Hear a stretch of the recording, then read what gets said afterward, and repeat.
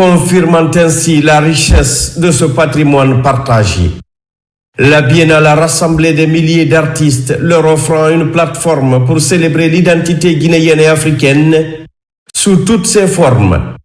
Entre carnaval, exposition et forum, entre autres, Conakry a vécu au tempo d'une effervescence culturelle inédite. L'événement s'inscrit pleinement dans la vision du président Mamadi Doumbouya, Simandou 2040, notamment dans son deuxième pilier consacré à l'éducation et à la culture. Pour Ablaye Mbaye, coordinateur général de la BIEGIP, le pari est pleinement réussi. Ce qu'il faut retenir d'entrée de jeu, c'est que la Biennale de Guinée est placée sous le haut patronage du président de la République, Mamadi Doumbouya. La Biennale de Guinée est désormais inscrite dans le programme, le méga programme Simandou 2040 sous le pilier éducation et culture dans le volet branding Guinée. Pour moi, cet événement est une grande réussite.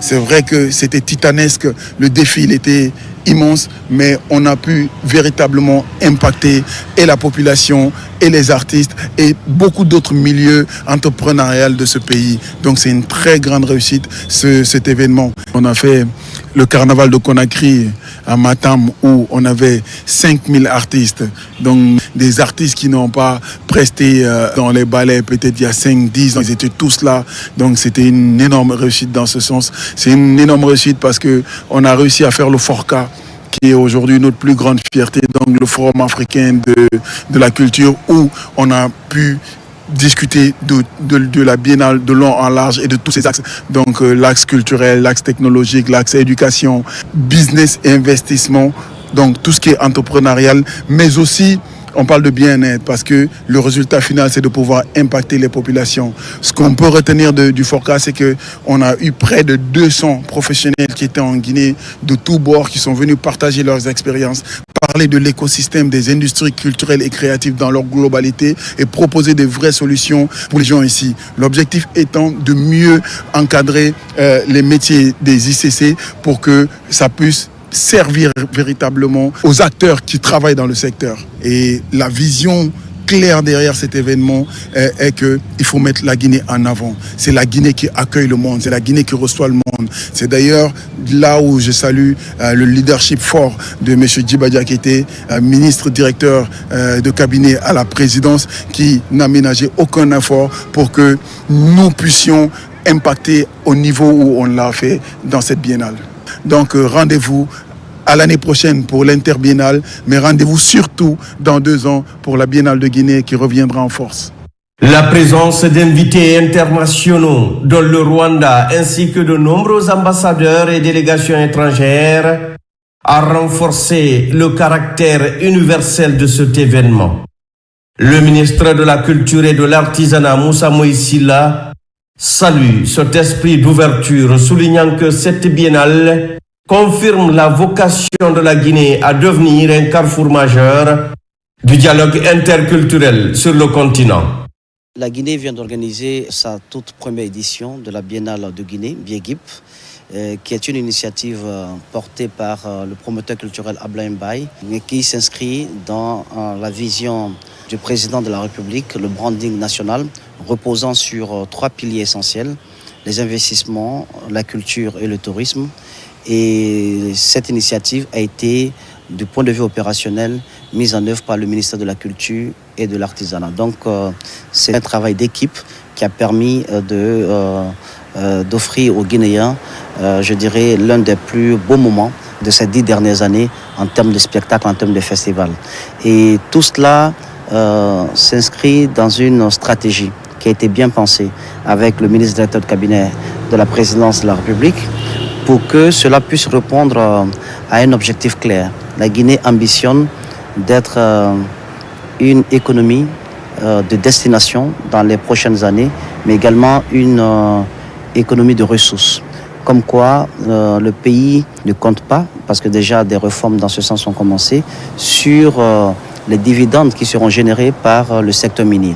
Mais aujourd'hui, le président de la République a mis la culture à un niveau assez important. Je dirais que ça fait partie de ses axes stratégiques, puisque la culture, c'est le deuxième pilier de sa vision de développement alignée sur les 15 prochaines années, Simandou 2040. Et dans cette composante, vous avez les industries culturelles et créatives qui sont un grand carrefour, qui génèrent aujourd'hui des milliards de dollars dans le monde et qui sont aujourd'hui capables de créer également beaucoup d'emplois pour nos jeunes. Et on l'a vu avec la Biennale de Guinée. C'est à Blaimbay qu'on a vu, mais il y avait des entrepreneurs culturels qui ont travaillé main dans la main avec lui pour que sur le plan technique tout se déroule bien. Mais vous aviez également des ingénieurs de son qui ont travaillé, vous aviez des régisseurs, des spécialistes en lumière, vous avez des bodyguards, donc la sécurité civile qui a travaillé, sans compter tous ceux qui sont dans le maquillage, qui sont dans les préparations en termes de production, de réalisation. Donc les ICC, quand on investit dedans, on crée un carrefour de partage de responsabilité, mais également de partage de richesse. Et le président de la République a vu cette importance. Il a compris que ça peut être un levier de développement inclusif qui tient compte de nos besoins, mais qui permet également à la Guinée de diversifier ses sources d'économie. Et aujourd'hui, nous saluons le travail remarquable qui a été fait par tous les promoteurs culturels qui ont travaillé avec Blaimbay. Nous saluons également la vision du président de la République.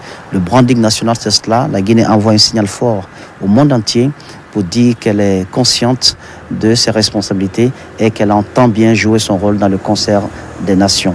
Le ministre directeur de cabinet de la présidence est l'artisan aussi derrière cette première édition qui nous a accompagnés par son expérience sur des questions assez techniques et stratégiques. Et tout cela nous a permis, avec le promoteur culturel, de mettre en œuvre sur le terrain la vision du chef de l'État. En refermant ses portes, la Biennale de Guinée laisse derrière elle un pays marqué par l'effervescence, de nouvelles collaborations et des émotions partagées. Elle réaffirme la nécessité de soutenir la création artistique et de faire rayonner la culture guinéenne sur la scène internationale, comme le veut d'ailleurs le président de la République, Mamadi Doumbouya. Merci au président de la République.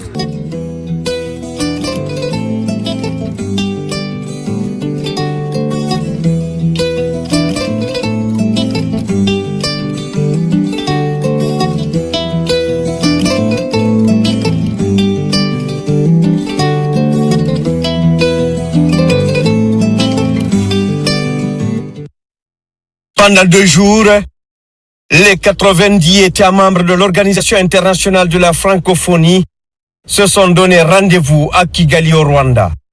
Cette 46e conférence ministérielle a abordé un thème inédit, la contribution des femmes dans l'espace francophone.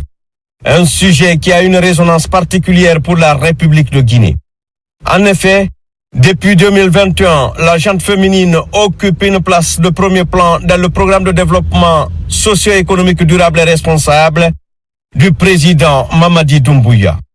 En prenant la parole à l'ouverture des travaux, le chef de la diplomatie guinéenne, lui-même grand défenseur des droits des femmes, a salué le choix de ce thème. Dr Maurice Sanda Kouyaté a surtout donné des informations de première main sur les rendez-vous électoraux de la République de Guinée, le référendum passé et la présidentielle à venir. La Guinée s'est engagée devant vous. La Guinée a tenu cet engagement.